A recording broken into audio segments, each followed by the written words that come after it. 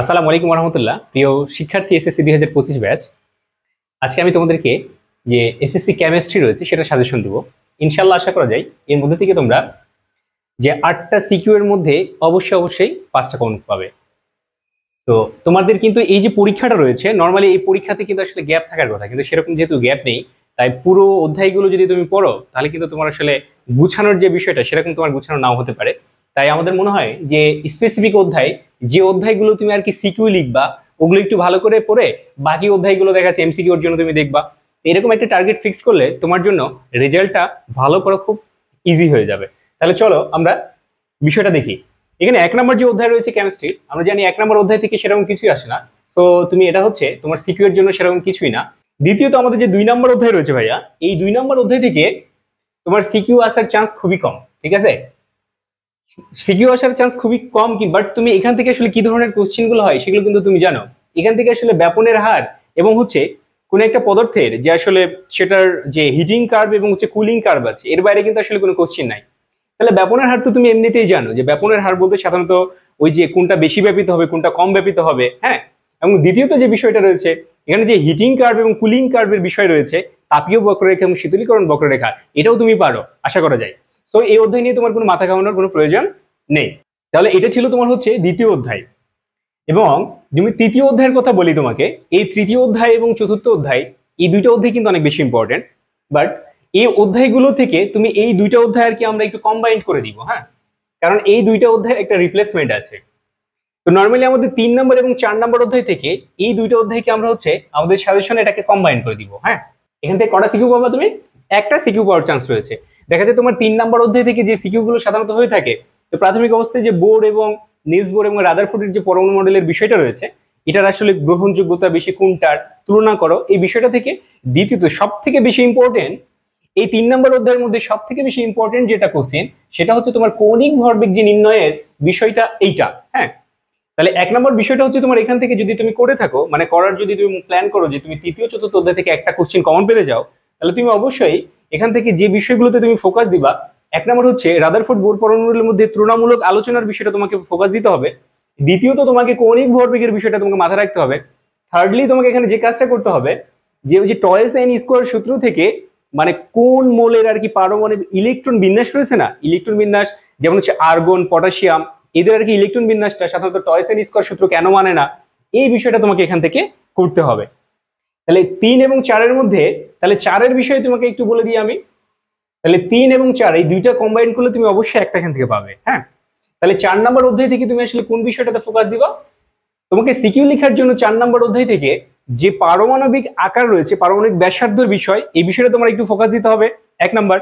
2 নম্বর তোমার যে জায়গাটায় ফোকাস দিতে হবে সেটা হচ্ছে আয়নীকরণ শক্তির বিষয়ে, এবং আয়নীকরণ শক্তির যে ব্যতিক্রম রয়েছে, যে ব্যতিক্রমগুলো দেখাচ্ছে আমরা দেখেছিলাম বেরিলিয়াম এবং বোরনের ক্ষেত্রে, নাইট্রোজেন এবং অক্সিজেনের ক্ষেত্রে, এই ব্যতিক্রমগুলো থেকে তোমাকে কি হতে পারে, কোশ্চেন হতে পারে। ঠিক আছে, এই বিষয়টা তোমাকে গুরুত্ব দিতে হবে।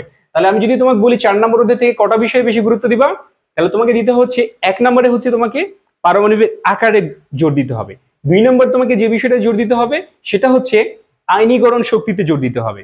এবং 3 নম্বর হচ্ছে একই ধরনের যে মৌলগুলো রয়েছে বা একই গ্রুপের যে মৌলগুলো রয়েছে তারা একই ধরনের ধর্ম প্রদর্শন করে, এই বিষয়টা তোমাকে জোর দিতে হবে। তাহলে আমাদের 3 নম্বর এবং 4 নম্বর অধ্যায় হলো, এই দুইটা অধ্যায় থেকে তুমি একটা কমন পাবে। ভাগ্য ভালো থাকলে অবশ্যই দুইটা পাবা, বাট এটাকে কম্বাইন্ড করে পড়লে তুমি অবশ্যই একটা পাবা, এটা 100% শিওর। এবার হচ্ছে চলে আসো, আমরা হচ্ছে তোমাকে আরেকটা বিষয় বলে দিই যেটা তোমার হচ্ছে এখান থেকে আনসার করতে একটু সুবিধা হবে।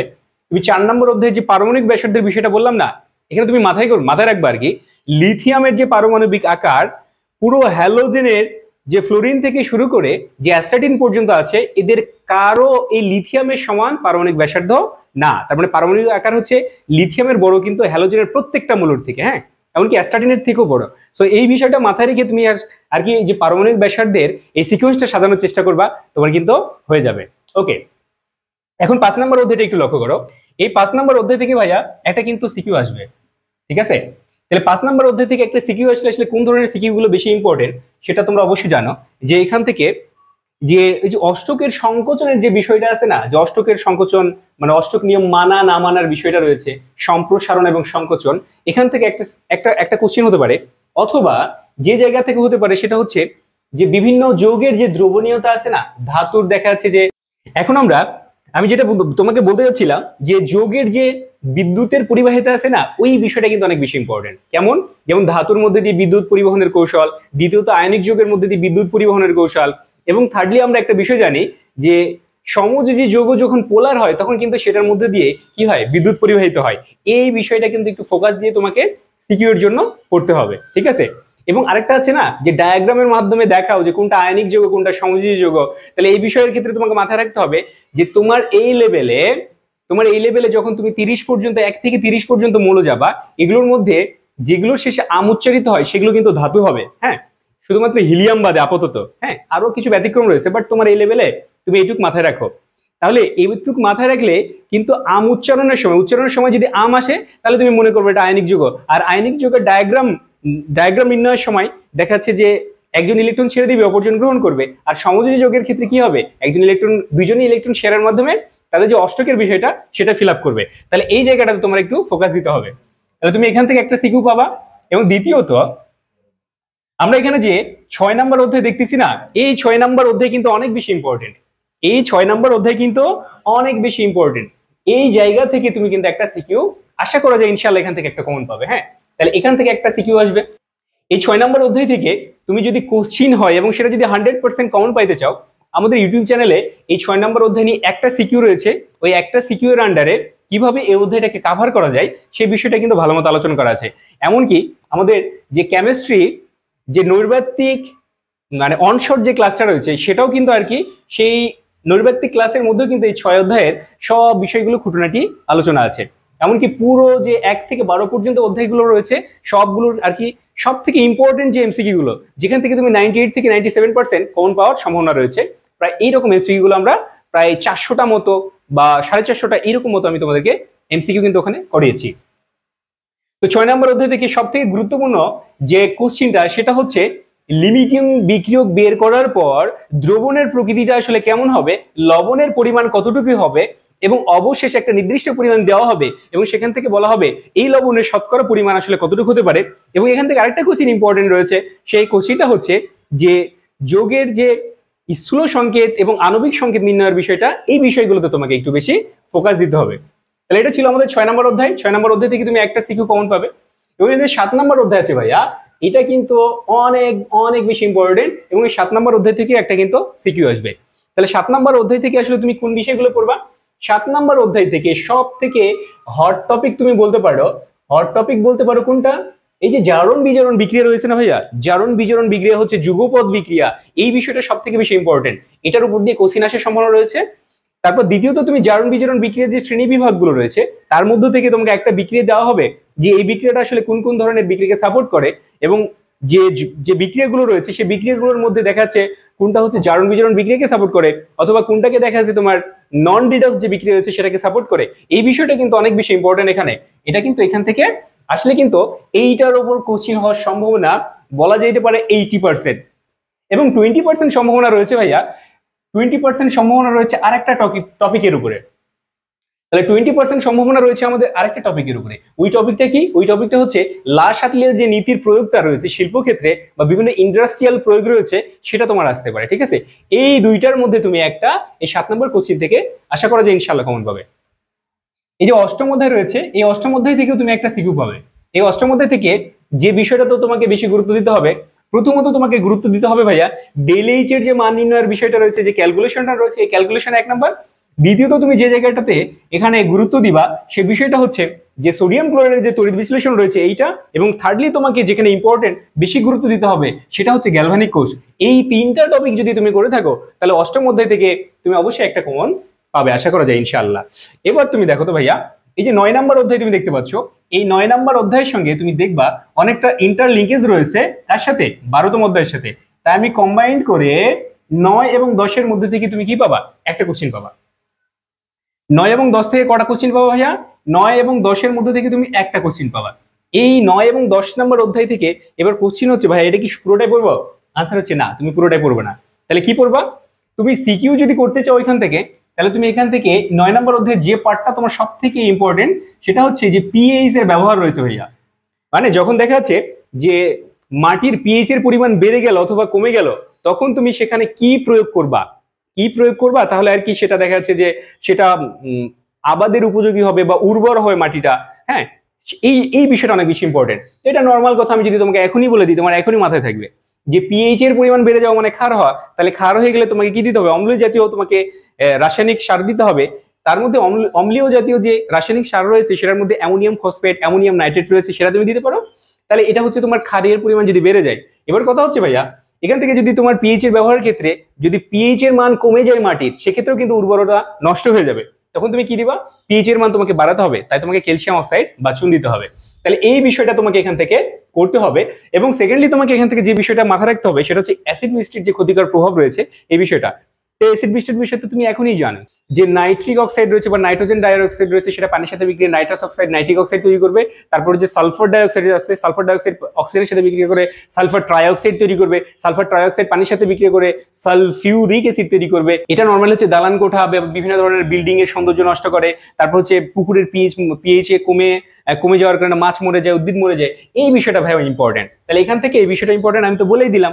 তুমি না দেখে এটা শুনলেই কিন্তু তুমি আনসার এখান থেকে লিখতে পারবে। তাহলে কম্বাইন্ডে আমি যেহেতু বলেছি, তাহলে 12 নম্বর অধ্যায় থেকে তোমাকে কি করতে হবে ভাইয়া? 12 নম্বর অধ্যায় থেকে তোমাকে মাত্র 3টা টপিক পড়তে হবে। টপিক 3টা কি?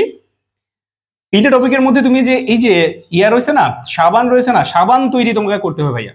যদি তুমি এখান থেকে কোশ্চিনের আনসার করতে চাও, যে সাবান তৈরির বিষয়টা রয়েছে সেটা তোমাকে করতে হবে। হ্যাঁ, এবং সাবানের যে পরিষ্কার করার যে কৌশল আছে না, পরিষ্কার করার যে কৌশল, ওকে, এই করার কৌশলটা অনেক বেশি ইম্পর্টেন্ট। কিভাবে আসলে পরিষ্কারক হিসেবে কাজ করে। তাহলে পরিষ্কারক হিসেবে কিভাবে কাজ করে আমি যদি তোমাকে একবার বলে দিই তুমি এমনি পারবা। তো নর্মালি এই যে সাবানের যে মেইনলি 2টা পার্ট থাকে, একটা পোলার পার্ট একটা নন পোলার পার্ট। নন পোলার পার্টটা হচ্ছে আমাদের কাপড় চোপড়ের যে ময়লা থাকে সেটা হচ্ছে কিন্তু কি, সেটা হচ্ছে লিপিড জাতীয় পদার্থ বা চর্বি জাতীয় পদার্থ বা তৈলাক্ত পদার্থ।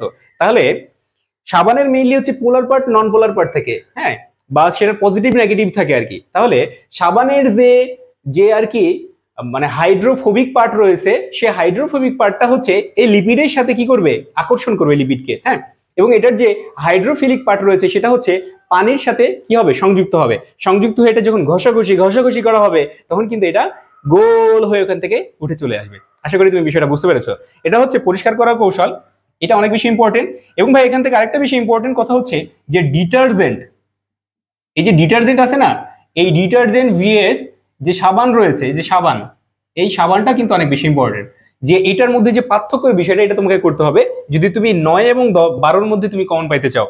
তাহলে ডিটারজেন্ট এবং সাবানের মধ্যে পার্থক্য তুমি জানো, এটা ভালো পরিষ্কার করে, এটা কম পরিষ্কার করে, এটা শক্তিশালী, এটা কম শক্তিশালী বেশি। তারপর এটা হচ্ছে তোমার খরবনিতে কাজ করে, এটা খরবনিতে কাজ করে না।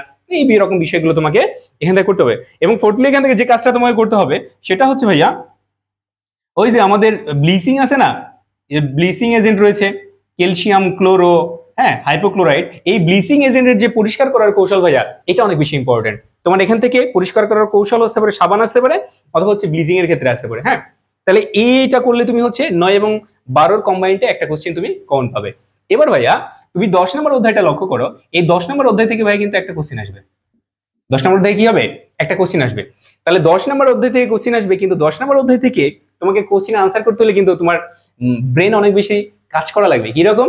যেখানে বিভিন্ন ধরনের উপাদান যেগুলো রয়েছে সেই উপাদানগুলো তোমার হচ্ছে পার্সেন্টেজ গুলো জানা লাগবে। যেমন হচ্ছে ভূত্বকের যে উপাদানগুলো রয়েছে সেগুলো দেখা যাচ্ছে তোমাকে দিয়ে দিতে পারে যে কোনটা মানে পর্যায়ক্রমিক ভাবে সেই মৌলগুলোর সংখ্যা রয়েছে হচ্ছে যে বলে দেওয়া হলো আর কি 19, 20, 26। এরা পর্যায়ক্রমিক ভাবে দেখা যাচ্ছে যে তোমার হচ্ছে 3%, 4%, হ্যাঁ, 4%, 5% রয়েছে, এইভাবে তোমাকে বলে দেওয়া হলো এবং সেটা ধাতু নিষ্কাশন তোমাকে করতে বলা হবে। তাহলে এখান থেকে এবং তোমাকে আরো বলা হতে পারে যে বিভিন্ন ধরনের যে আকরিক গুলো রয়েছে সেই আকরিক গুলোর যে কোনো একটা সংকেত বা সেগুলোর নাম দিয়ে দেওয়া হবে, সেগুলো থেকে তোমাকে ধাতু নিষ্কাশন করতে হবে। ঠিক আছে? এবং থার্ডলি এখান থেকে আরেকটা হচ্ছে 4 থেকে কোশ্চেন হতে পারে যে বিভিন্ন ধরনের যে সংকর ধাতুগুলো রয়েছে সেই সংকর ধাতুগুলোর যে স্পেসিফিক পার্সেন্টেজ রয়েছে সেখান থেকে তোমাকে কি করা হতে পারে? সিকিউ করা হতে পারে। যেমন হচ্ছে তোমাকে বলা হবে যে ডুরালোমিন যে আছে সেটাতে সব থেকে বেশি পরিমাণে যেটা থাকে সেটা তুমি ধাতু নিষ্কাশন করো, তখন তোমাকে অ্যালুমিনিয়াম বুঝে নিতে হবে ভাইয়া।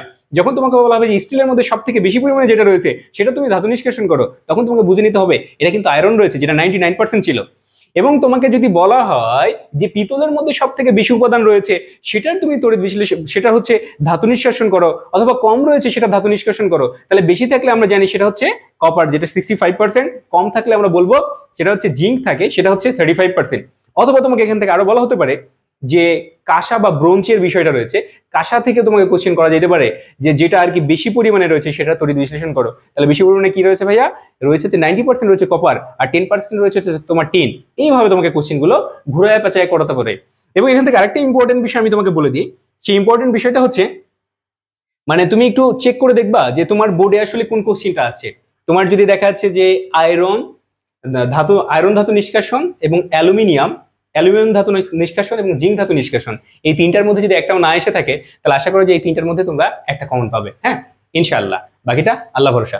তাহলে এইবার হচ্ছে এখান থেকে তোমার আরেকটা বিষয়, ইম্পর্টেন্ট বিষয় রয়েছে, যেটা থেকেও তোমার হচ্ছে সিকিউ হতে পারে। আর এটা থেকে সিকিউ হলে তুমি কিন্তু অনেকটা আর কি মানে অনেকটা বেঁচে যাবে, অনেকটা তোমার হচ্ছে যে পরিশ্রম কম হবে, এটা মাথায় রাখতে আর কি, পরিশ্রম কম হবে। সেটা কি ভাইয়া?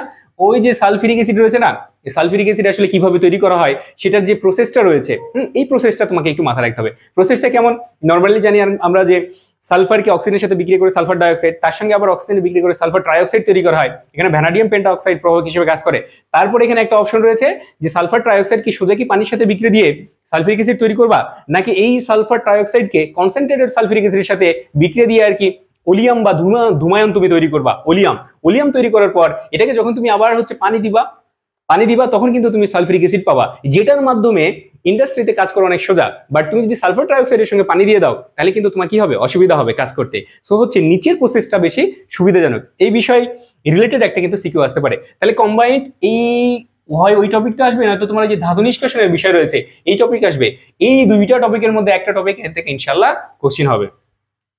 তোমার যে 11 নম্বর অধ্যায় রয়েছে ভাইয়া, 11 নম্বর অধ্যায় থেকে আর কি বলবো, 11 নম্বর অধ্যায় থেকে 100% একটা আসবে, এটা নিয়ে আসলে কোনো কনফিউশন নেই। এটা মোটামুটি বলতে পারো এটা 100% আসবে। ওকে, তাহলে ওভারঅল যদি আমি তোমাকে কোশ্চিন বলি, তাহলে কটা কোশ্চিন হলো একটু গুনে দেখো দেখি।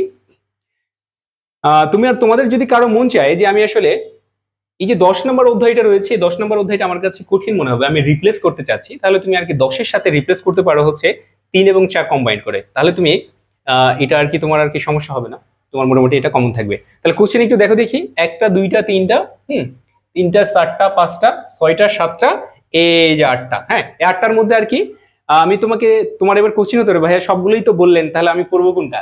তুমি পড়তে পারো, আমি মোটামুটি বলে দিয়েছি তোমাকে যে 5 থেকে শুরু করে তুমি যেটা পড়বা 5 থেকে শুরু করে 11 পর্যন্ত পড়বা, সেটা 9-10কে তুমি স্কিপ করতে পারো। অথবা এটা অনেক সোজা, তো আমি তো বলেই দিলাম। এগুলো অল্প স্বল্প মাথায় রাখলে কিন্তু তোমার আর কি সিকিউ আনসার করতে সুবিধা হবে। তোমার যদি মোটামুটি আমি যে কথাগুলো বললাম এটার উপরে যদি তুমি ধারণাটা রাখতে পারো, তাহলেও কিন্তু তুমি এই যে 9-10 থেকে যে কোশ্চিন আসবে সেটা থেকে তুমি আনসার করতে পারবে। জাস্ট সাবান তৈরির বিষয়টা তুমি একটু দেখে নিবে, ঠিক আছে? তাহলে ওভারঅল ছিল এটাই আমাদের সাজেশন ছিল। ভয় পাওয়ার কিছু না, ইনশাল্লাহ এর মধ্যেই পরীক্ষায় তোমাদের কমন পড়বে। তো ভালো মতো তোমরা পরীক্ষা দাও, ভালো থাকবে, বেস্ট অফ লাক। আসসালামু আলাইকুম রহমতুল্লাহ।